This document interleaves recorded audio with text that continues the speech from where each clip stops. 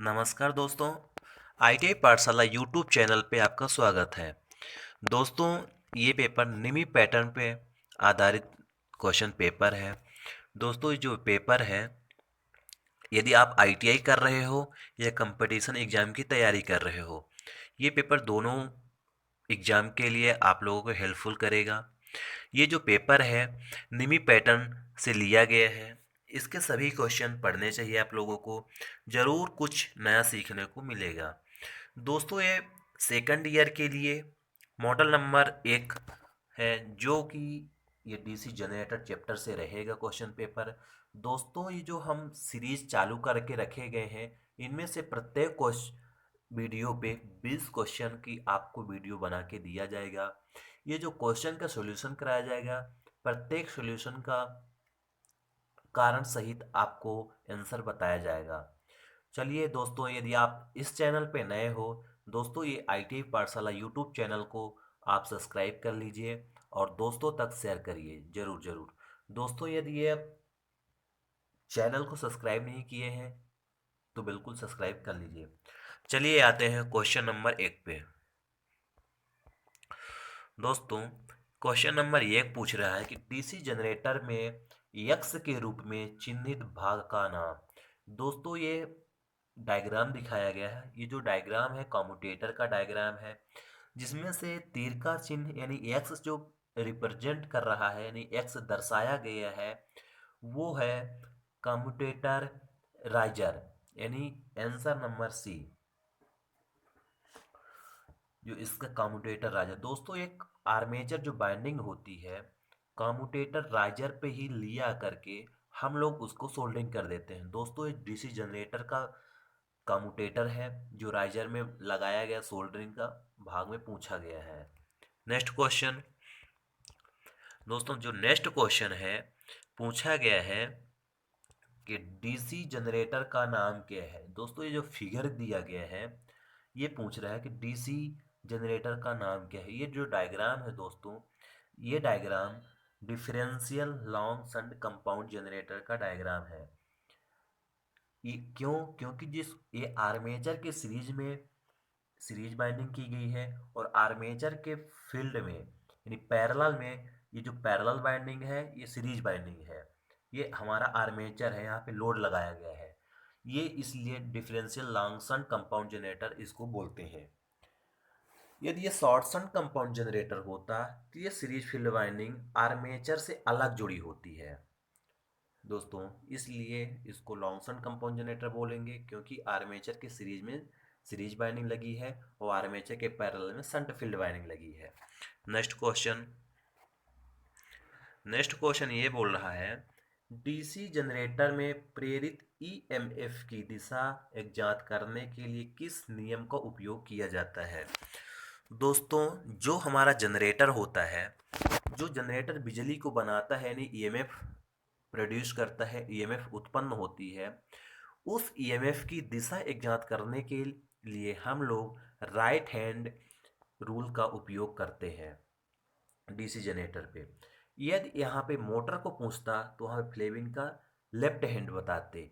इसलिए भी जो हमारा सही राइट आंसर होगा इसके लिए ये होगा बी नंबर, दाहिने हाथ की हथेली के नियम। दोस्तों, ये जो राइट हैंड का रूल नियम बताया जाता है, इसमें अंगूठा जो होता है कंडक्टर के घूमने की दिशा बताई जाती है, और फोर फिंगर जो होती है फ्लक्स की दिशा बताई जाती है, और मिडिल फिंगर जो होती है ईएमएफ की दिशा बताई जाती है। जो जनरेटर में ईएमएफ यानी बिजली बनती है, उसकी दिशा इजाद करने के लिए उपयोग करते हैं। कुछ इस तरह होता है दोस्तों।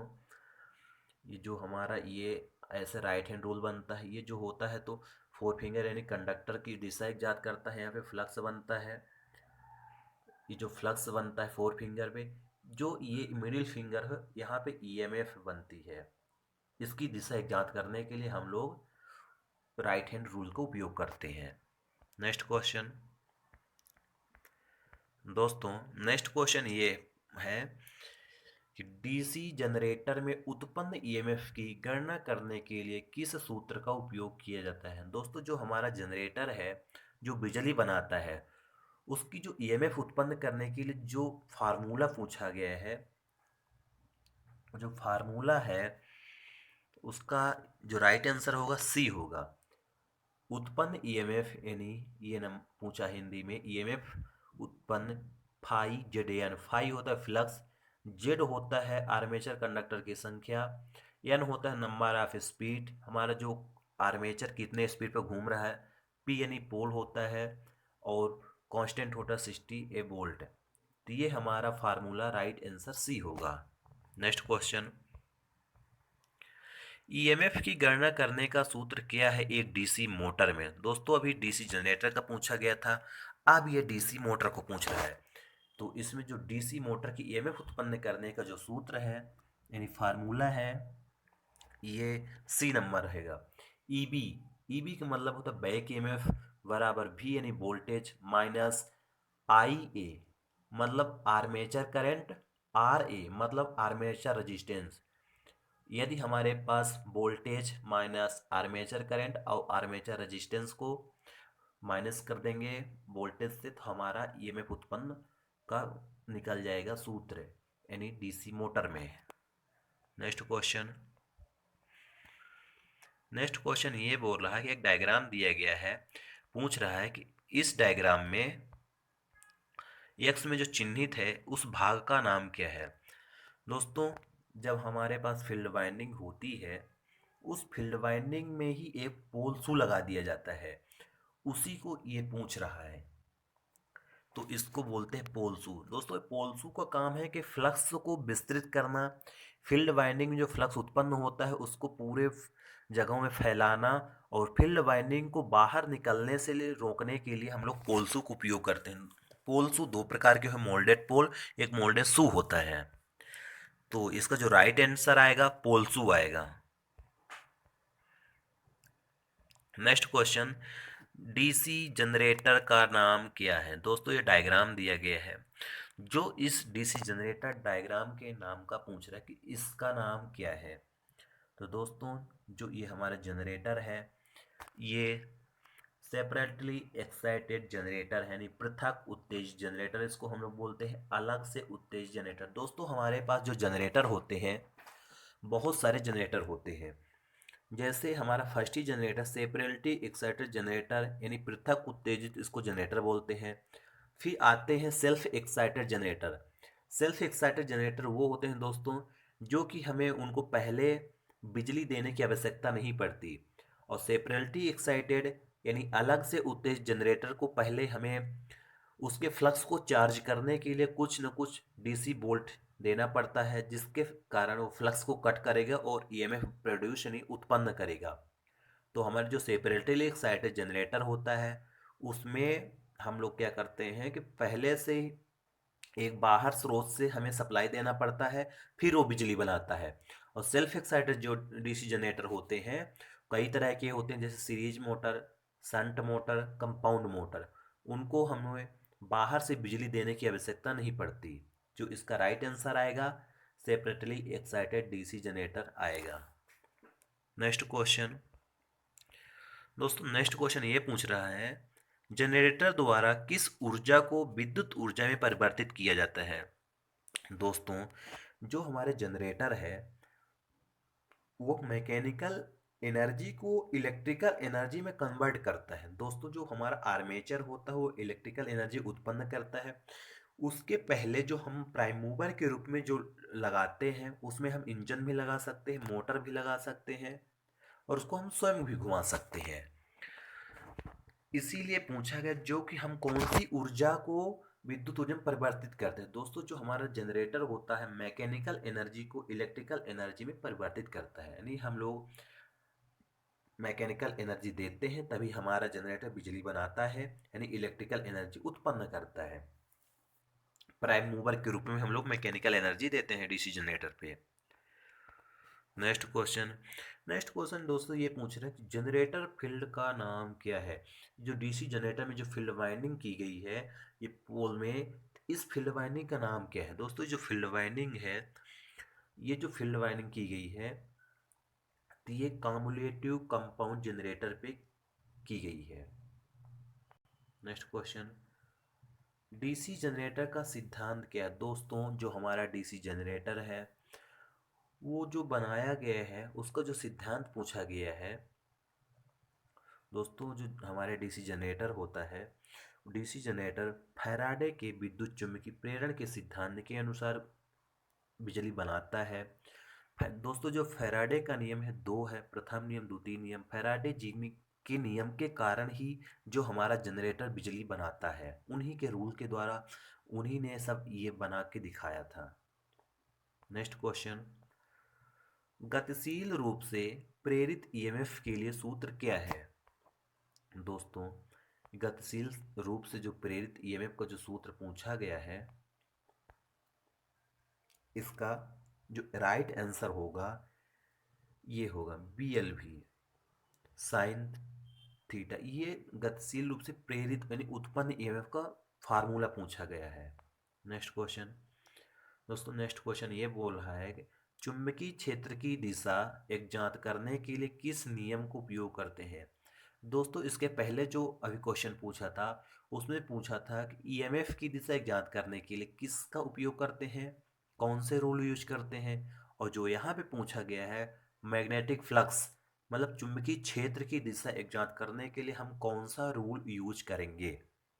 दोस्तों, जो हमारा मैग्नेटिक क्षेत्र उपयोग करते हैं तो वो फ्लेमिंग के दाएं हाथ के नियम के द्वारा ही, हम अभी बताए थे आपको डायग्राम के द्वारा, ऐसे कुछ फोर फिंगर ये फ्लक्स को ही बताती है कि हमारा फ्लक्स कैसे कट रहा है, चुंबकीय फ्लक्स ये ईएमएफ को बताती है कंडक्टर हमारा कैसे मूव कर रहा, मोशन यानी अंगूठा, ये फोर फिंगर होती है, ये होती middle finger. Next question, DC generator का भाग का नाम। दोस्तों, ये डायग्राम दिया गया है डीसी जनरेटर के पार्ट का नाम है, जो इसका नाम पूछ रहा है। दोस्तों, जो ये है ये योक है यानी फ्रेम यानी बॉडी, जिसको हम बोलते हैं बॉडी। दोस्तों, जो जनरेटर का मेन पार्ट बॉडी ही होती है। बॉडी इसलिए बनाई जाती है, फ्रेम इसलिए कास्ट आयरन या माइल्ड स्टील के द्वारा ये बनाई जाती है, जिसको ढलवा लोहा बोलते हैं। दोस्तों, ये जो बनाया जाता है ये बहुत इम्पोर्टेंट होता है, इसके कारण हमारे ऑपरेटर को क्षति नहीं पहुंचेगी, ये मशीन खराब नहीं होगी, अच्छा मैग्नेटिक पाथ मिलेगा, मैग्नेटिक फ्लक्स बहने के लिए एक रास्ता अच्छा मिलेगा, जिसके लिए हम लोग योक या फ्रेम यूज करते हैं। नेक्स्ट क्वेश्चन है दोस्तों, यह क्वेश्चन है 4 पोल डीसी जनरेटर के डुप्लेक्स लैप बाइंडिंग में कितने समानांतर रास्ते होते हैं? दोस्तों, ये जो समानांतर रास्ते होते हैं, डुप्लेक्स, सिंप्लेक्स, ट्रिप्लेक्स, फोरलेक्स, क्वाडलेक्स, ये जो हमारा 4 पोल की डीसी में से डुप्लेक्स में पूछा गया है, 4 पोल की यदि मशीन है तो आप मल्टीप्लाई कर दोगे 4 से, जैसे 4 × 2, क्योंकि डुप्लेक्स डुप्लेक्स पूछा है तो 2 से करेंगे, तो इसका जो राइट आंसर आएगा तो 8 आएगा, 4 दूनी 8। यदि यहाँ पे ट्रिप्लेक्स होता तो आप यहाँ से 3 से मल्टीप्लाई करते, 4 3 12, डी नंबर आंसर आता। यदि आप सिंप्लेक्स पूछता तो आप 4 × मल्टीप्लाई 1 करते तो आपको 4 ही आता। आपसे भी पूछा गया है, आपसे पूछा गया है 4 × 2 यानी डुप्लेक्स, यहाँ पे आपको डुप्लेक्स दिया गया है, इसलिए आपका भी राइट आंसर जो आएगा 8 आएगा। नेक्स्ट क्वेश्चन, नेक्स्ट क्वेश्चन ये है डीसी जनरेटर के भाग का नाम बताए। दोस्तों, ये डीसी जनरेटर के भाग दिया गया है, जो आपको डायग्राम दिया गया है, इसका वो नाम पूछ रहा है। जो इसका राइट आंसर आ गया कम्यूटेटर खंड, सेगमेंट। दोस्तों, ये जो कम्यूटेटर एक डीसी जनरेटर का बहुत महत्वपूर्ण पार्ट होता है, जो एसी को डीसी में कन्वर्ट करने के लिए यूज करते हैं। उसमें खंड बनाए जाते हैं, सेगमेंट बनाए जाते हैं, वही है इस डायग्राम का नाम। नेक्स्ट क्वेश्चन, नेक्स्ट क्वेश्चन ये है डीसी जनरेटर में इंटरपोल कैसे जुड़े होते हैं? दोस्तों, जो डीसी जनरेटर होता है उसमें कुछ आर्मेचर रिएक्शन होता है, स्पार्किंग होती है, उसको हम कम करने के लिए कम्यूटेटर के यूज करते हैं। वो जो कम्यूटेटर होता है वो आर्मेचर के साथ श्रृंखला में जुड़े होते हैं। जो कम्यूटेटर छोटे छोटे पोल होते हैं उनको लगाया जाता है, इंटरपोल होते हैं। दोस्तों, जो इंटरपोल होता है, जो इंटरपोल मेन पोल के समान ही होते हैं, बस उसमें छोटे छोटे होते हैं, और उसको आर्मेचर के साथ सीरीज में लगा के हम लोग आर्मेचर रिएक्शन या स्पार्किंग को कम कर सकते हैं। जनरेटर पे जो हम लोग आउटपुट के रूप में बिजली बाहर लेते हैं वहाँ पे स्पार्किंग होती है। उस स्पार्किंग को कम करने के लिए हम लोग इंटरपोल का उपयोग करते हैं। तो इसका जो राइट आंसर आएगा ए आएगा। नेक्स्ट क्वेश्चन, एक स्वयं उत्तेजित डीसी जनरेटर में अवशिष्ट चुंबकत्व की आवश्यकता क्या है? दोस्तों, हमारे जो जनरेटर दो तरह के होते हैं, एक पृथक उत्तेजित जनरेटर, एक सेल्फ उत्तेजित जनरेटर।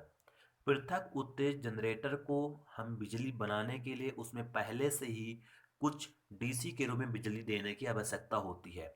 जो सेल्फ जनरेटर होते हैं उनको पहले से हम लोग स्टोर करा के फ्लक्स रखते हैं, उसमें ईएमएफ बनाते टाइम उसमें बिजली देने के लिए आवश्यकता नहीं होती। वो पूछ रहा है एक सेल्फ उत्तेजित डीसी जनरेटर में अवशिष्ट यानी शेष चुंबकत्व की आवश्यकता क्या है? दोस्तों, जो हमारा जो फील्ड बाइंडिंग होती है उसमें कुछ न कुछ शेष चुंबकत्व रहता है, जिसके कारण ही हमारा आर्मेचर उस फ्लक्स को कट करेगा और ईएमएफ बनेगा। तो उसका जो काम है तो उसका काम है वोल्टेज का निर्माण करना। दोस्तों, अवशेष यानी शेष चुंबकत्व, अवशिष्ट चुंबकत्व के कारण ही हमारा जो जनरेटर होता है सेल्फ एक्साइटेड जनरेटर वो बिजली बनाता है। जो इसका राइट आंसर आएगा 1 नंबर आएगा। नेक्स्ट क्वेश्चन, ये बोल रहा है डीसी मशीन में वे कौन से दो बिंदु हैं जो ब्रश संपर्क प्रतिरोध को मापते हैं? तो जो इसका जो राइट आंसर आएगा ब्रश और कम्यूटेटर के बीच प्रतिरोध। दोस्तों, जो कम्यूटेटर जो होता है वहाँ पे आर्मेचर से उत्पन्न हुई बिजली को कलेक्ट करता है और उस कलेक्ट हुई बिजली को हम कार्बन ब्रश के माध्यम से बाहर आउटपुट के रूप में ले लेते हैं, जो ये होता है। और कम्यूटेटर और आर्मेचर, जो कम्यूटेटर और जो कार्बन ब्रश होता है उसके बीच के जो प्रतिरोध होता है वही ब्रश संपर्क प्रतिरोध मापता है। तो जो इसका जो राइट आंसर आएगा सी नंबर आएगा, ब्रश और कम्यूटेटर के बीच जो प्रतिरोध होता है। नेक्स्ट क्वेश्चन, किस वोल्टेज ड्रॉप को यक्स के रूप में चिन्हित किया गया है? ये वोल्टेज ड्रॉप दिखाया गया है, ये पूछ बोल रहा है। तो इसका जो राइट आंसर आएगा सी आएगा, आर्मेचर रिएक्शन ड्रॉप। ये आर्मेचर रिएक्शन ड्रॉप दिखा रहा है कि वोल्टेज जैसे ड्रॉप होता है। नेक्स्ट क्वेश्चन ये है कि कंपाउंड जनरेटर का नाम क्या है यदि शंट फील्ड आर्मेचर के साथ समानांतर में जुड़ा हुआ है? तो जो इसका जो राइट आंसर आएगा D, short shunt compound generator. दोस्तों, जो कंपाउंड जनरेटर का नाम क्या है यदि शंट फील्ड आर्मेचर के साथ यदि सीरीज में समानांतर पे जुड़ा हुआ है तो शॉर्ट शंट कंपाउंड जनरेटर यानी लॉन्ग शंट कंपाउंड जनरेटर कहलाता है। दोस्तों, ये डीसी जनरेटर का भी मैंने 20 क्वेश्चन एक पार्ट में करवा दिया है। इसी तरह के क्वेश्चन को आगे 21 से मैंने 40 तक के क्वेश्चन नेक्स्ट वीडियो में बताऊंगा, जिसके लिए आपको आगे जाके प्ले लिस्ट में मिल जाएगा और यहाँ पे आपकी लिंक भी दी गई है नीचे, इस वीडियो के नीचे आप वहाँ से भी देख सकते हैं। दोस्तों, यदि आपने आईटीआई करके रखा है, यदि आपने आईटीआई कर रहे हैं, आपके लिए निमी पोर्टल के बहुत इंपॉर्टेंट क्वेश्चन है। दोस्तों, आप बिल्कुल एक बार ज़रूर देखिए इन क्वेश्चन को। इन्हीं क्वेश्चन से सीबीटी एग्जाम पे आए हुए पेपर पर क्वेश्चन मिलते हैं। अभी जो एग्जाम हाल ही में हो रहे हैं इन्हीं सबसे इम्पोर्टेंट क्वेश्चन उठा के आपके बच्चों को दे रहा है। धन्यवाद।